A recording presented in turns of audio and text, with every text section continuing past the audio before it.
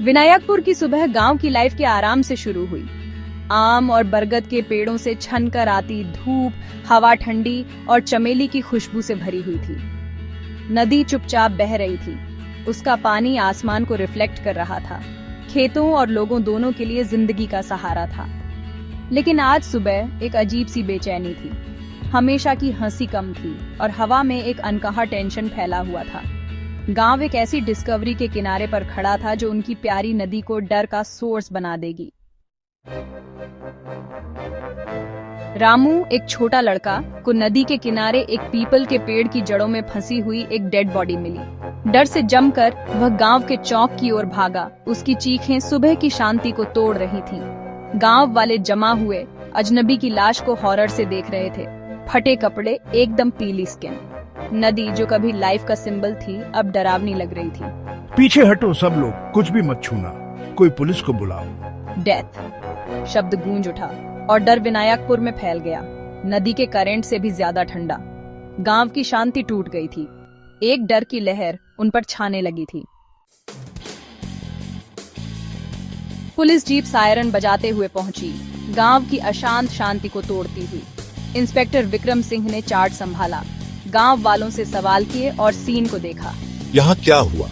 किसी ने भी मरे हुए आदमी को नहीं पहचाना।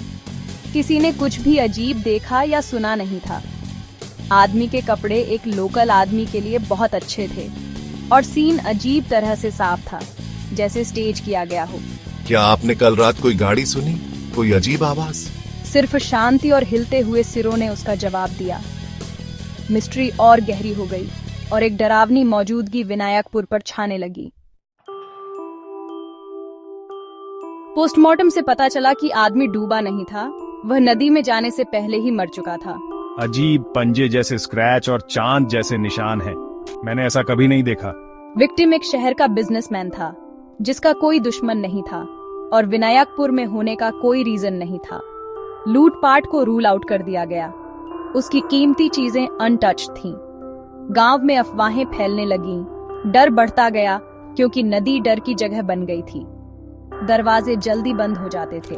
बच्चों को पानी से दूर रखा जाता था। नदी का धीमा गुनगुनाना अब एक वार्निंग जैसा लग रहा था। गांव एक अनजाने डर से जकड़ा हुआ था। बड़ों ने एक पुरानी लेजेंड को फिर से याद किया। वनदेवी, जंगल की आत्मा, नदी की रक्षक। हर पीढ़ी ने उसकी कहानियां सुनी थीं, लेकिन इस बार डर कुछ अलग था। गांव के लोग फुसफुसाते थे कि वनदेवी की मौजूदगी अब और भी करीब महसूस हो रही है, जैसे हर पेड़ की सरसराहट में उसकी सांसें छुपी हों। वह उन्हें सजा देती है जो उसके एरिया को गंदा करते हैं। पतले नुकीले स्क्रैच छोड़ जाती है। लोग कहते हैं कि अगर कोई नदी या जंगल में कुछ गलत करता है तो अगली सुबह उसके शरीर पर अजीब निशान मिलते हैं।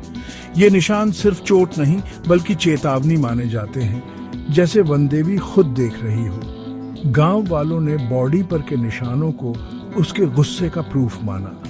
हर बार जब कोई हादसा होता लोग कहते ये वनदेवी का काम है। डर इतना गहरा था कि लोग रात को अकेले बाहर निकलने से कतराने लगे। नदी के किनारे पर चढ़ावे दिखने लगे।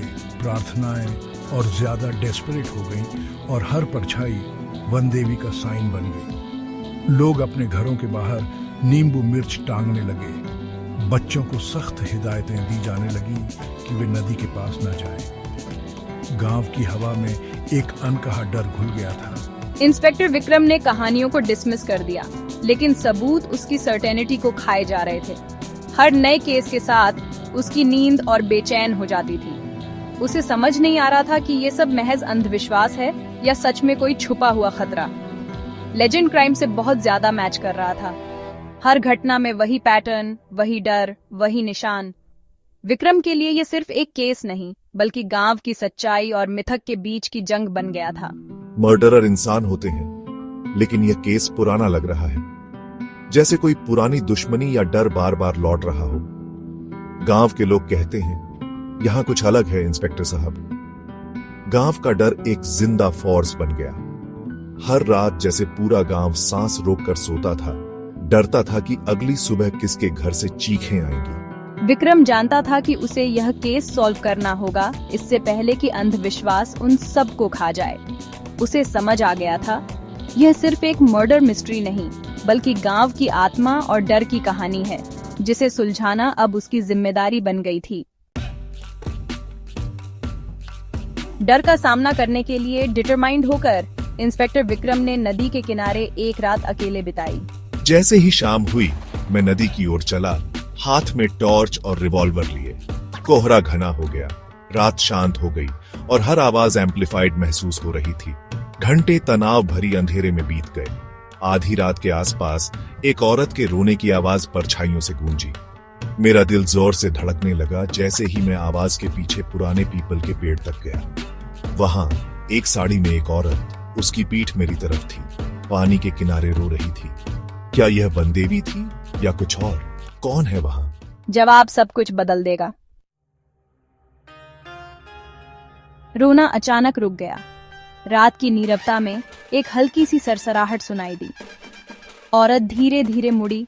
उसका चेहरा अब भी गहरी परछाई में छिपा हुआ था, जैसे अंधेरे ने उसकी पहचान को निगल लिया हो। उस पल हवा में एक अजीब सी बेचैनी थी, मानो पेड़ भी उसकी कहानी सुनने को ठहर गए हों। मैं एक पुलिस अफसर हूं। बाहर आओ जहां मैं तुम्हें देख सकूं। डरने की जरूरत नहीं है, मैं यहाँ तुम्हारी मदद के लिए हूँ। अगर तुम्हें कुछ कहना है तो खुलकर कहो। आप मेरी मदद नहीं कर सकते। वह चला गया। यह मेरी गलती है। मैं हर रात इसी पछतावे में जीती हूँ। मेरी आत्मा पर बोझ है जिसे कोई समझ नहीं सकता। कौन चला गया? तुम कौन? क्या हुआ था उस रात? सच बताओ ताकि मैं समझ सकूं। मेरा पति, नदी में मिला आदमी। मैंने उसे मार डाला। मैं चाहती थी कि सब कुछ ठीक हो जाए, लेकिन हालात मेरे काबू से बाहर हो गए। क्यों? ऐसा क्या हुआ कि तुमने इतना बड़ा कदम उठा लिया? वह नदी में केमिकल्स फेंकना चाहता था। इस जमीन को झड़ देना चाहता था। उसे सिर्फ अपने फायदे की परवाह थी, गांव और प्रकृति की नहीं। मैंने उसे रोकने की बहुत कोशिश की। मैंने उससे रुकने की भीख मांगी। मैंने उसे समझाने की कोशिश की, लेकिन उसने मेरी एक न सुनी। उसने मुझे मारा, मुझे अपमानित किया। मेरे गुस्से में मैं वनदेवी बन गई। उस क्षण मुझे लगा जैसे कोई और शक्ति मुझ में समा गई हो। उसके शरीर पर के निशान, ये सब तुम्हारे संघर्ष के सबूत हैं। क्या किसी ने तुम्हारी बात सुनी? मैंने पलटकर वार किया। मैंने उसे स्क्रैच किया। मैंने उसे धक्का दिया। वह गिरा और फिर कभी नहीं उठा। मैं डर गई थी, लेकिन मुझे लगा जैसे मैंने नदी को बचा लिया हो। उसका कन्फेशन डरावना और दुखद दोनों था। उसकी आवाज में पछतावा और दर्द साफ झलक रहा था। उस रात की सच्चाई ने सबको हिला दिया। मुझे नदी को बचाना था। मैंने उसे बचाने के लिए लेजेंड बन गई। लोग मुझे भूत समझते हैं, लेकिन मैं सिर्फ एक औरत हूँ जिसने अपनी जमीन के लिए लड़ाई लड़ी। मिथक उसके डेस्परेट एक्ट से पैदा हुआ था। गांव में उसकी कहानी डर और रहस्य का हिस्सा बन गई। सच किसी भी भूत की कहानी से ज्यादा डरावना था। उस रात की सच्चाई ने गांव की आत्मा को हमेशा के लिए बदल दिया। औरत के हाथों पर गहरे निशान थे, लंबे नुकीले नाखून जिन पर सूखे खून के धब्बे थे।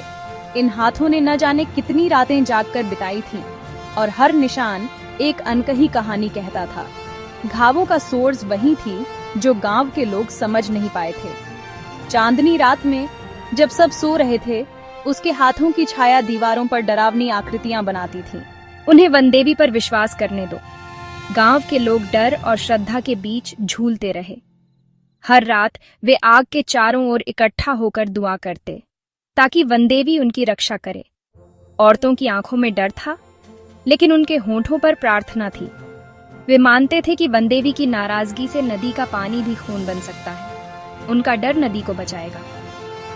गांव के बच्चे भी नदी के पास जाने से डरते थे, मानो पानी में कोई छुपा हुआ रहस्य हो। हर कोई जानता था कि नदी सिर्फ पानी नहीं, बल्कि कहानियों और डर का घर है। उसने अपने पति की बॉडी को पानी तक घसीटा था, उम्मीद कर रही थी कि नदी उसका सीक्रेट छिपा लेगी। रात के सन्नाटे में उसके कदमों की आवाज और पानी की सरसराहट ही गवाह थे। उसका दिल तेज धड़क रहा था और हर कदम के साथ उसका डर बढ़ता जा रहा था। लेकिन नदी ने सच को बताया, उसके एक्ट को लेजेंड में बदल दिया। सुबह होते ही नदी ने बॉडी के कपड़े को किनारे पर ला दिया। गांव वाले फुसफुसाने लगे और उसकी कहानी जंगल में आग की तरह फैल गई। अब वह सिर्फ एक औरत नहीं बल्कि एक रहस्यमयी दैवी बन गई थी। मैं जो मैंने किया है उसके साथ नहीं रह सकती। उसका पछतावा उसकी आंखों में साफ झलकता था।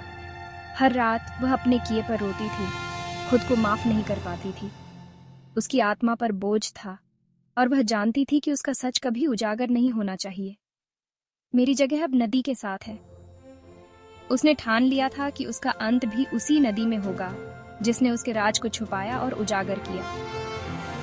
पानी की ठंडक में उसे सुकून और सजा दोनों मिल रहे थे। इससे पहले कि विक्रम उसे रोक पाता, वह करंट में उतर गई और गायब हो गई। विक्रम ने उसे पुकारा, लेकिन उसकी आवाज पानी में डूब गई। गांव के लोग दूर से सब देख रहे थे, लेकिन कोई भी आगे नहीं बढ़ा।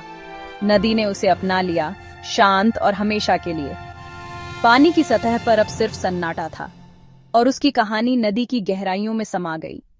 वनदेवी की लेजेंड सैक्रिफाइस में सील हो गई। अब हर साल गांव वाले नदी के किनारे पूजा करते हैं ताकि वनदेवी की आत्मा शांत रहे। उसकी कहानी अब एक चेतावनी बन गई है। गांव को कभी पूरा सच पता नहीं चलेगा। वे सिर्फ कहानियां सुनेंगे, लेकिन असली दर्द और पछतावा सिर्फ नदी जानती है।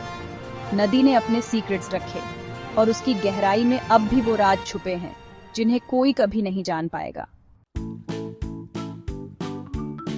इंस्पेक्टर विक्रम नदी के किनारे खड़ा था। जो उसने देखा था उससे परेशान था। केस बंद हो गया था। एक कन्फेशन, एक मोटिव, एक दुखद अंत। लेकिन लेजेंड ने अपनी जिंदगी ले ली थी। मेरी रिपोर्ट में फैक्ट्स थे, लेकिन सच कहीं ज्यादा अजीब था। गांव वालों ने अपनी वनदेवी को रखा और नदी फिर से पवित्र हो गई। चढ़ावे जारी रहे और कहानी हर बार बताने के साथ बढ़ती गई।